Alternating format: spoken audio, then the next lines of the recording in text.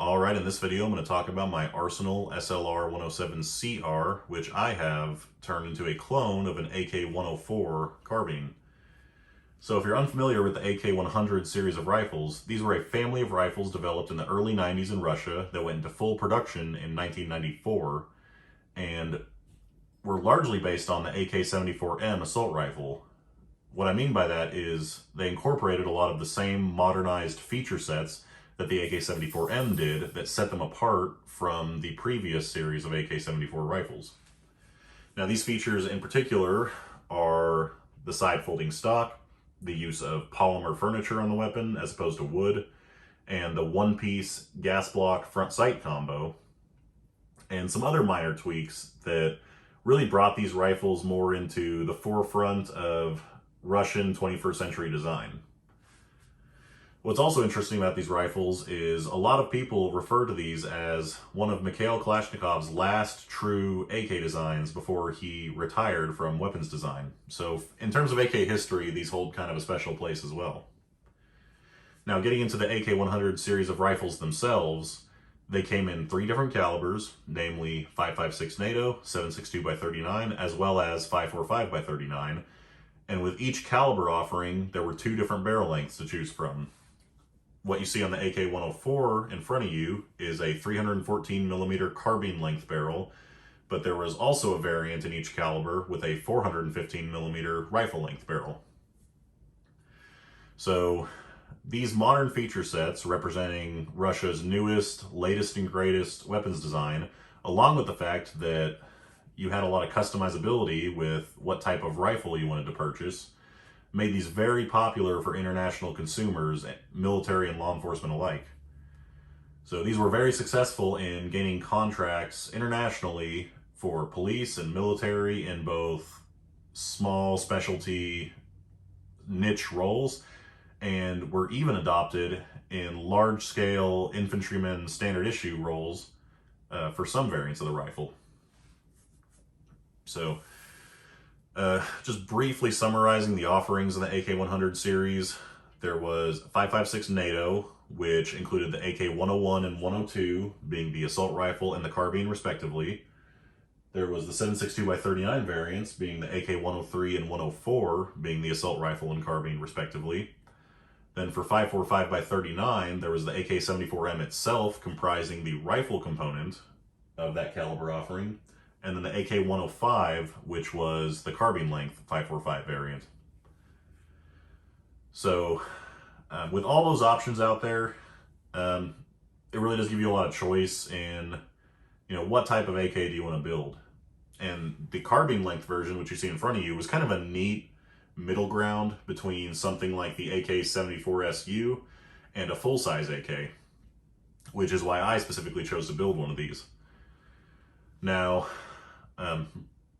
as I've already said, you had the option of what caliber you wanted to build these in, but if you're going to build the 5.56 or the 5.45 variants of this gun, it's going to be a little harder to track down either the parts or a complete rifle to base your build on.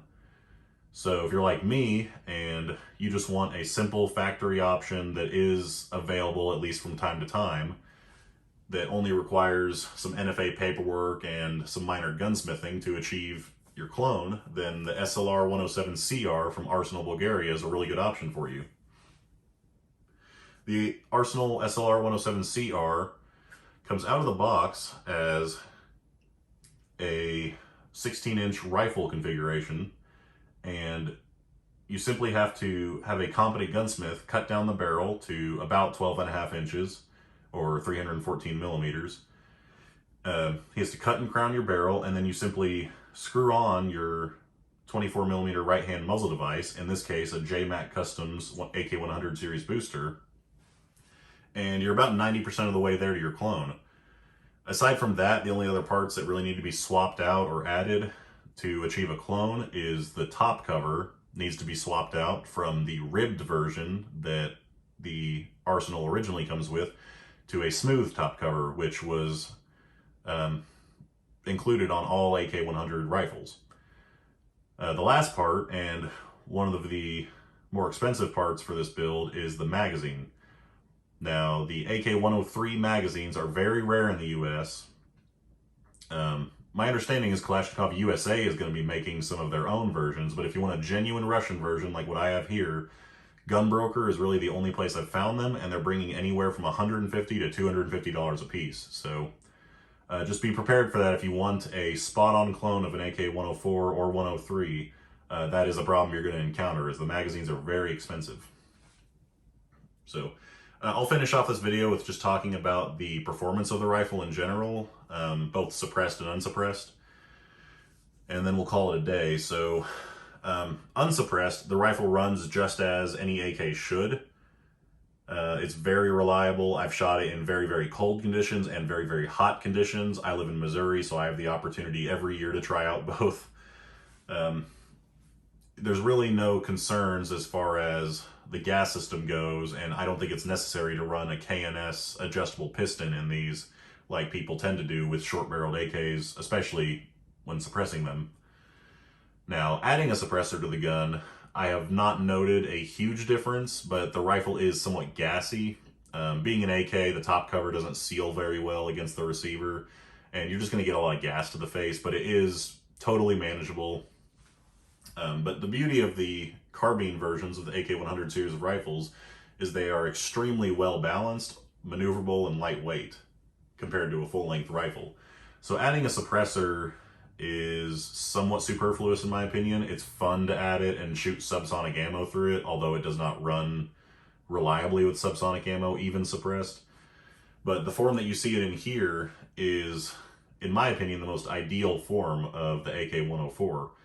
Now, I run my suppressor on this from time to time, but I chose not to put it on here for the video because, in my opinion, the rifle looks, feels, and functions better without it.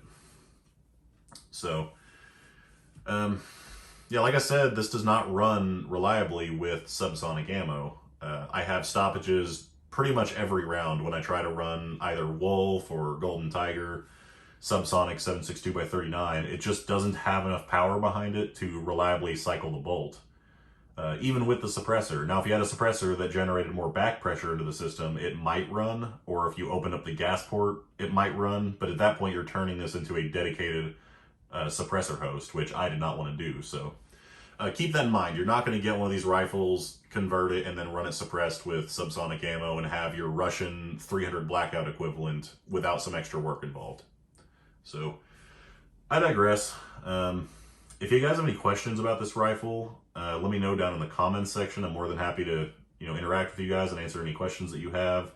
Don't forget to drop a like on the video and consider subscribing if you're into this type of content, or if you're into clone rifles, or specifically US military clone rifles, which is what I typically do. Although I do throw some other stuff in from time to time, such as my AKs. And be sure to check out the vlog I just posted yesterday.